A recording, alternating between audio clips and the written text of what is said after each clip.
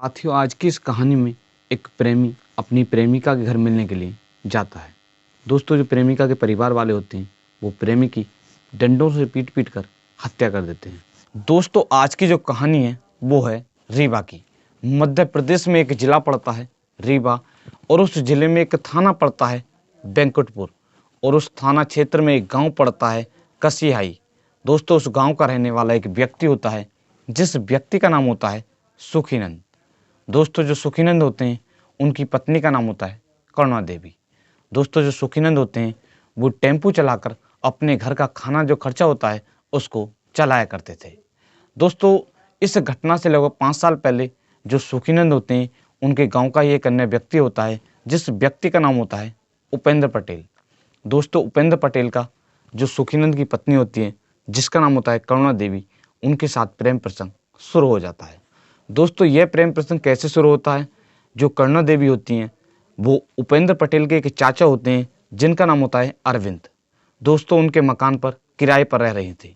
इसी दौरान जो उपेंद्र पटेल होते हैं उनकी मुलाकात होती है, और मुलाकात होने के पश्चात उनका प्रेम प्रसंग जो करुणा देवी होती हैं उनके साथ शुरू हो जाता है। दोस्तों, ये प्रेम प्रसंग लगातार चलता रहता है। इसके बारे में जब सुखीनंद को पता चलता है तो वो अपनी पत्नी को डांटते हैं और समझाते हैं, मगर उनकी जो पत्नी होती है वो नहीं मानती है। दोस्तों, उनका जो प्रेम प्रसंग है वो फिर भी जारी रहता है। दोस्तों, वो एक दिन जो उनकी पत्नी होती है जिसका नाम होता है करुणा देवी, और जो उसका प्रेमी होता है जिसका नाम होता है उपेंद्र, उसको दोनों को एक साथ पकड़ लेते हैं। दोस्तों, पकड़ने के पश्चात वो अपनी पत्नी को फिर भी समझाते हैं, मगर उनकी जो पत्नी होती है वो नहीं मानती है। दोस्तों, इसी तरह 5 साल तक जो प्रेम प्रसंग होता है वो चलता रहता है। दोस्तों, इसके बारे में जो गांव वाले होते हैं उनको भी पता चल जाता है, तो जो गांव के व्यक्ति होते हैं वो भी बच्चों के साथ मजाक किया करते थे, उपेंद्र को लेकर मजाक किया करते थे। जो उनके लड़के होते हैं उनको ये बात काफ़ी बुरी लगती थी। के पश्चात भी जो उनकी पत्नी होती है जिसका नाम होता है करुणा देवी, वो नहीं मानती है। दोस्तों, इसके पश्चात भी वो लगातार चोरी चुपके जो उसका प्रेमी होता है उससे मिला करते थे, वो भी उससे मिलने के लिए आया करता था। दोस्तों, इसी तरह से उनका जो प्रेम प्रसंग होता है वो 5 साल तक लगातार जारी रहता है। दोस्तों, इसी तरह 24 जनवरी सन 2024 की रात जो उपेंद्र होता है वो अपने परिवार वालों से कहता है कि मैं मोटर बंद करने के लिए जा रहा हूँ। दोस्तों, वो मोटर बंद करने के बहाने अपनी प्रेमिका के घर मिलने के लिए चला जाता है। दोस्तों, वो अपनी प्रेमिका के पास पहुँच जाता है। उनकी प्रेमिका जिसका नाम होता है करुणा देवी, उनके रूम में पहुँच जाता है। पहुँचने के पश्चात वो कुछ बातें करते हैं, तो पड़ोस में ही जो महिला होती है उनका एक बेटा सो रहा था, तो उसको कुछ आवाज़ आती है। तो उसे लगता है कि जो मेरे पिताजी हैं, उसके जो पिताजी होते हैं वो रीवा में रहकर वहीं पर किराए के मकान पर रहकर वो टेम्पू चलाया करते थे। तो उसे लगा कि आज पापा आए होंगे तो इस कारण बस कुछ बातें कर रहे हैं।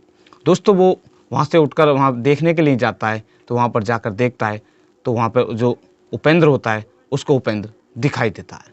दोस्तों, उपेंद्र दिखाई देने के पश्चात उसका एक बड़ा भाई होता है जो नाबालिग बेटा होता है करुणा देवी का, उसका एक बड़ा भाई भी होता है। वो इसके बारे में अपने भाई और उसके एक चाचा होते हैं उनको बताता है। दोस्तों, बताने के पश्चात वो इसकी जानकारी उसके जो पापा जी होते हैं जिसका नाम होता है सुखीनंद, उनको भी दे देता है। दोस्तों, उसके पिताजी कहते हैं कि आप उसको घर से निकलने मत देना, उसको बंद कर लेना, मैं आ रहा हूँ। दोस्तों, जैसे ही उनको सूचना मिलती है तो उनका एक साला होता है जिसका नाम होता है पवन, वो उसको भी सूचना देते हैं। दोस्तों, उनका जो साला होता है वो भी वहाँ पर 1-2 घंटे में वहाँ पर पहुँच जाते हैं।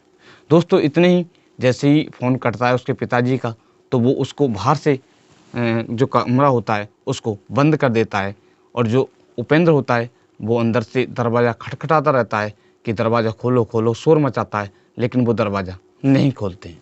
दोस्तों, 2 घंटे के अंदर जो उसके पिताजी होते हैं और उसके मामा होते हैं, जो नाबालिग बेटा होता है, उसके पापा और जो मामा होते हैं वो वहाँ पर पहुँच जाते हैं।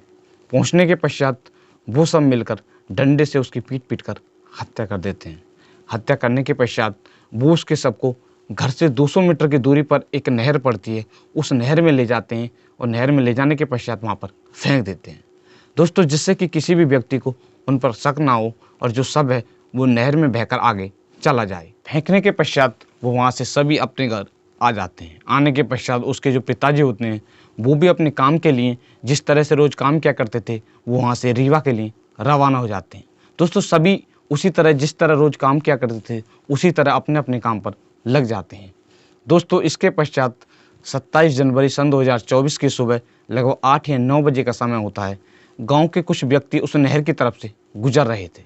दोस्तों उन व्यक्तियों को एक शव दिखाई देता है और शव दिखाई देने के पश्चात वो इसके बारे में गांव वालों को बताते हैं। इसके पश्चात जो गांव वाले हैं वो काफ़ी संख्या में वहाँ पर इकट्ठे हो जाते हैं। दोस्तों जब काफ़ी संख्या में इकट्ठे हो जाते हैं तो जो वो शव होता है उस शव को गाँव वाले बाहर निकालते हैं। बाहर निकालने के पश्चात पता चलता है कि वो उपेंद्र का शव होता है। दोस्तों जब जो गांव वाले देखते हैं, उसके परिवार वाले देखते हैं तो उसके शरीर पर चोट के निशान दिखाई देते हैं। तो दोस्तों गांव वालों को काफ़ी गुस्सा आता है और वो उस व्यक्ति जिसका नाम होता है उपेंद्र के शव को ले जाते हैं। वो लगभग सुबह के 11 बजे से लगभग शाम के 3 बजे तक वो एक कंदेला रोड पड़ता है उस पर जाम लगाते हैं। दोस्तों जाम लगाने के पश्चात जो पुलिस प्रशासन होता है वो वहाँ पर पहुँच जाता है और पहुँचने के पश्चात लगभग शाम के 4 बजे वो आश्वासन देते हैं कि हम इस केस का जल्दी से जल्दी खुलासा करेंगे। इसके पश्चात जो पुलिस होती है वो उसके परिवार वालों से पूछताछ करती है। पूछताछ के दौरान वो बताते हैं कि जो उपेंद्र होता है उसका गांव की ही एक महिला जिसका नाम होता है करुणा देवी, उसके साथ लगभग 5 साल से प्रेम प्रसंग चल रहा था।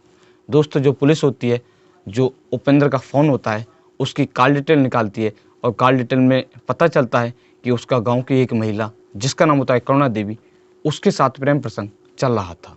दोस्तों जो पुलिस होती है वो जो करुणा देवी होती है, करुणा देवी को और उसके जो परिवार के लोग होते हैं उनको गिरफ्तार करती है शक के आधार पर। दोस्तों जब पुलिस शक के आधार पर उनको गिरफ्तार करती है और गिरफ्तार करने के पश्चात उनसे पूछताछ की जाती है तो वो पहले इधर उधर की बातें करते हैं। दोस्तों जब पुलिस उनसे सख्ती से पूछताछ करती है तो वो इस जुर्म को कबूल कर लेते हैं और पूरी कहानी के बारे में बताते हैं। एडिशनल एसपी विवेक लाल ने बताया है कि पुलिस ने 3 दिन के अंदर इस केस का खुलासा कर दिया है। पुलिस ने 1 फरवरी सन 2024 को इस केस का खुलासा कर दिया है। पुलिस ने 5 आरोपियों को गिरफ्तार किया है जिसमें मृतक की जो प्रेमिका होती है जिसका नाम होता है करुणा और उसका भाई जिसका नाम होता है पवन और उसका एक नाबालिग बेटा होता है और इसका एक बड़ा बेटा होता है जिसका नाम होता है सुनील और उसके पति का भाई जिसका नाम होता है राजेश को गिरफ्तार कर लिया है।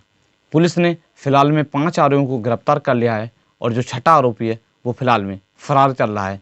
जो करुणा देवी होती है उसका पति होता है जिसका नाम होता है सुखीनंद। दोस्तों जो सुखीनंद है जो पुलिस है वो उसको जल्दी से जल्दी गिरफ्तार कर लेगी और इन सभी लोगों के साथ सख्त से सख्त कार्रवाई की जाएगी। दोस्तों आज की कहानी को सुनाने का उद्देश्य है आपको परेशान करना नहीं है, सिर्फ आपको जागरूक करना है।